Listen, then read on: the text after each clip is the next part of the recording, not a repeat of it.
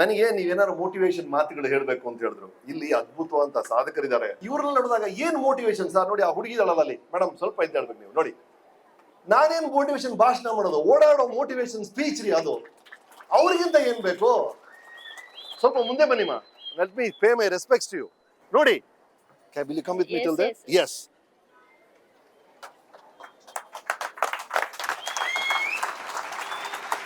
ನಾನೇನ್ motivation speech ಮಾಡೋದು ನೋಡಿ.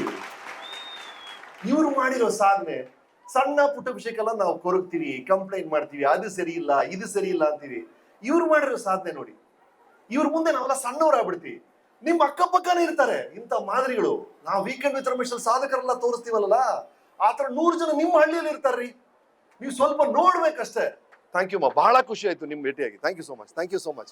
ಗೋಲ್ಕೊಂಡ ಮೈನ್ ಒಂದು ಕಥೆ ಇದೆ. ಗೋಲ್ಕೊಂಡ ಮೈನ್ ಅಂದ್ರೆ ಅಲ್ಲಿರುವಂತಹ ವಜ್ರಗಳು ಬೇರೆ ಎಲ್ಲೂ ಇಲ್ಲ ಪ್ರಪಂಚದಲ್ಲಿ ಅಂತ ಒಬ್ಬನು ಸುದ್ದಿ ಸಿಕ್ಬಿಡ್ತು. ಈ ಮೈನ್ ಎಲ್ಲಿದೆ ಅಂತ ಗೊತ್ತಿಲ್ಲ ಅವನಿಗೆ, ಎಲ್ಲೋ ಇದೆ ಅಕ್ಕಪಕ್ಕ ಇದೆ ಅಂತ ಗೊತ್ತಾಯ್ತು ಅವನಿಗೆ. ಸರಿ ಅಂತ ಒಂದು ಮ್ಯಾಪ್ ಸಿಕ್ತು, ಗೋಲ್ಕೊಂಡ ಮೈನ್ ಎಲ್ಲಿದೆ ಅಂತ. ಅದನ್ನ ನೋಡ್ದ. ಅವ್ನು ಇರೋ ಬರೋ ಕೆಲಸ ಎಲ್ಲ ಬಿಟ್ಟ, ಅವನ ಹತ್ರ ದುಡ್ಡನ್ನು ತಗೊಂಡು ಆ ಮೈನನ್ನ ಹುಡ್ಕೊಂಡು ಹೋದ ಹೋದ ಹೋದ ಹೋದ 20 ವರ್ಷ ಹುಡುಕಿದಾನೆ, ಅವನು ಸಿಕ್ಲೇ ಇಲ್ಲ. ಇರೋ ಬರೋ ಕಾಸೆಲ್ಲ ಹೊಟ್ಟೋಯ್ತು, ಆರೋಗ್ಯ ಹೊಟ್ಟೋಯ್ತು. ಕೊನೆಗೆ ಸುಸ್ತಾಗಿ ಮನೆಗೆ ಬಂದ. ಮನೆ ಬಂದು ಕಲ್ ಮೇಲೆ ಕೂತ. ನೋಡಿದ್ರೆ ಎದುರುಗಡೆ ಅದೇನೋ ಮಿನ ಅಂತಿತ್ತು.